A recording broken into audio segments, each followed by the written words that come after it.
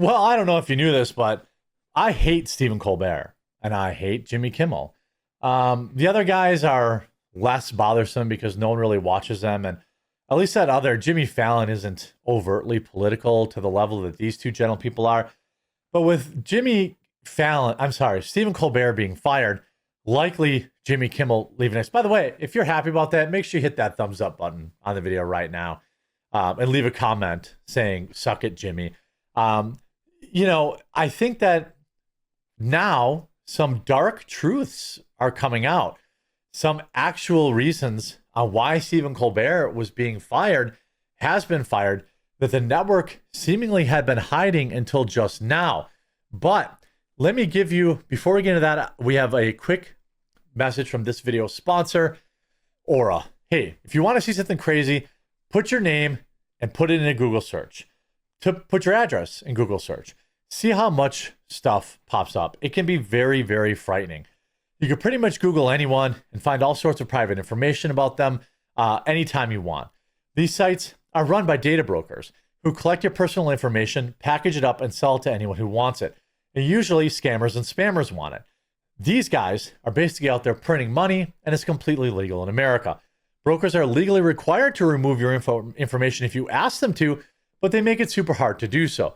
Or you can do what I do and use Aura, the sponsor of this video. Aura identifies the data brokers exposing your information and do the hard work for you by submitting the opt-out request on your behalf. Give Aura a few weeks and you'll stop seeing your information on these sketchy websites when you search for yourself. And I can attest to it. I'm getting less spam now and there's less stuff showing up with my name on it. I told my family to sign up for it for the same reason. Aura will continuously monitor the dark web and alert you if they find your information and your personal information being exposed. And they're going to let you know fast if anyone tries to use that information to access your bank account, credit, or your credit. Plus, they give you up to $5 million in identity theft insurance should the worst case scenario happen. They also have a world-class VPN that lets you browse and shop safely with any location you choose. Also, remember, you can go to my link, aura.com/thequartering to try for 14 days free. That's going to be enough time for Aura to find which data brokers are selling your information and start submitting the opt-outs on your behalf. So get on it right away today. Link in the description below. Report: Stephen Colbert's Late Show operated at a $40 million a year loss for many years. Now, was it getting USAID money? I don't know. Was there other dark money coming in there to keep the show afloat? I don't know. But certainly it was in somebody's financial interest to lose nearly $50 million a year to keep a Trump deranged lunatic, jab pushing loser on the air. One wonders how much money Stephen Colbert is actually losing. I'm sorry, Jimmy Kimmel. Because Colbert has higher numbers than Kimmel. Certainly Kimmel is losing tens of millions a year too. CBS announced on Thursday that it will be shutting down The Late Show with Stephen Colbert, which we all know already. Network bosses aren't merely sending Colbert to the unemployment line. They're ending the entire production, marking the end of the network's decades-long tradition of late-night television, which started with host David Letterman in 1993.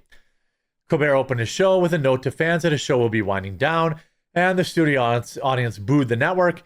He thanked the fans and employees alike for putting the show on since he came on as a host 10 years ago. But here's where things get interesting. The cancellation is not exactly sudden or unjustified. According to Puck's Matthew Belloni, that's an unfortunate last name for a reporter. Oh no, it's Bellany probably. The top executives at CBS have been wrestling with this problem for months, and Colbert himself was alerted that cancellation plans were coming long ago, even though he pretended that he was just told last night or the night before it happened. As it turns out, he's been a huge drag on the network. Bellany noted that the late night show has been losing $40 million a year at least since 2021, which puts it $200 million in the hole. When ad revenue plummeted and never began ticking back up. You know what also happened in 2021?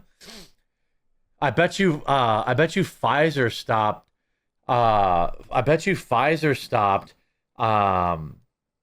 Doing as much advertising on the channel. That's probably what the issue is. Pfizer probably stopped, keeping the network afloat. The only thing that was keeping Stephen Colbert on the air was him shilling for the jab. Isn't that crazy? The Late Show is simply not worth $100 million in annual production costs, and CBS says that the cancellation is just a matter of economics. The cancellation has nothing to do with Colbert's constant left-wing tilt either. It's all about the Benjamins. Trust me, there's no conspiracy, a source told Bellany about the cancellation. Now, there were a lot of people that were saying, oh, well, Stephen Colbert is a far left-leaning person, and that's why he got canceled. But that's, of course, nonsense, because every major late-night show host on every major channel is at minimum left-leaning, but most of them are hard left-leaning, with like Kimmel being, making it his entire personality along with Colbert. And these shows have been on the air for many years.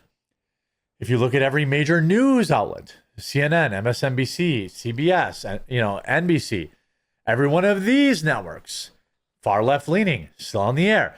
Look at every major television show on these networks. The View, far left-leaning. Any show with any political slant on any major network other than Fox is completely left-leaning.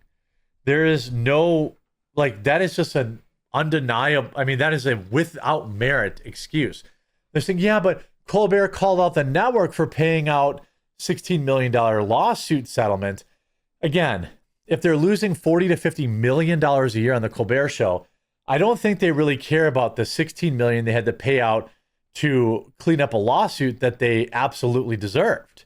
Though the whole thing is absolutely wild.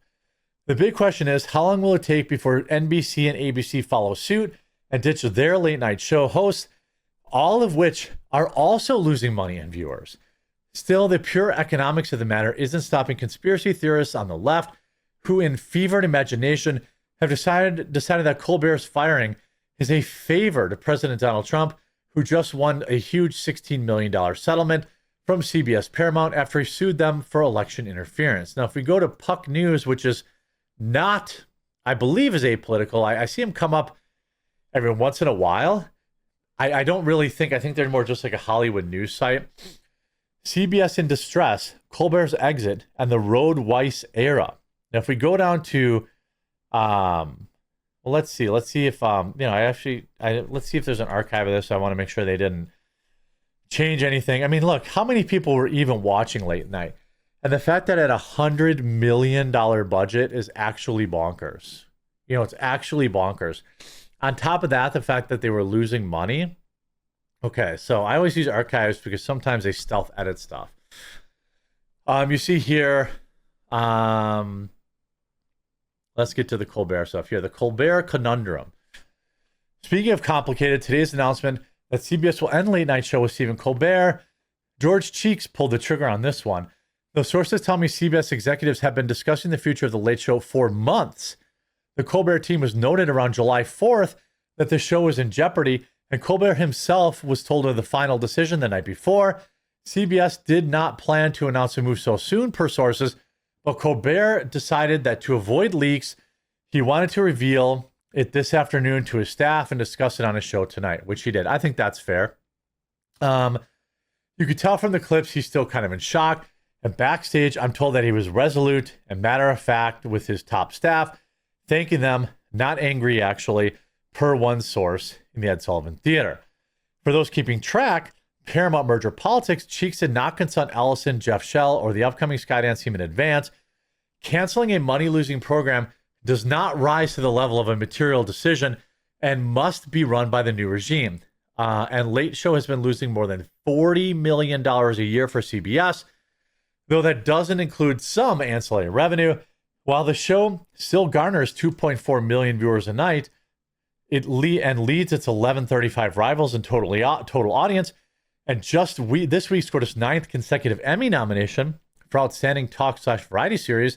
Its ad revenue has plummeted precipitously since 2021-2022 season. Again, no more Pfizer money. Linear ratings are down everywhere, and the Times reported that the network late night shows took a $39 million combined ad revenue in 2018. By last year, though that number had dropped by 50%, measure that against the more than $100 million per season it costs to produce a late show. By contrast, CBS primetime and daytime day parts are still profitable. And that programming is supported by robust license fees for streaming and off-network viewing. Late night, with its topical humor and celebrity interviews, pegged specific projects, has struggled on Paramount Plus, and at least 3 late-night talk shows, Late Show, have by far the smallest digital footprint on YouTube and other platforms. That's because people would rather watch obese neckbeards like me than Stephen Colbert or Jimmy Kimmel. From a business perspective, the cancellation makes sense, and Cheeks and his underlings sent a carefully worded press release that was just about the money. The president himself, of course, laughed, but now we know the actual truth, that these shows have been massive money drains on their networks that simply chose to keep them around as for political reasons. That's very clear to me. If you had a show losing $50 million a year, 50% of the revenue you put into it, you wouldn't keep it on the air unless it serves some other more nefarious reason. Rest in pepperonis, Stephen Colbert. You were never funny in the first place. And I can't wait for Kimmel to get the axe too. Hope you enjoyed this video. If you did, make sure you leave a like on it. If you haven't yet, subscribe or follow down below. We'll talk to you again real soon.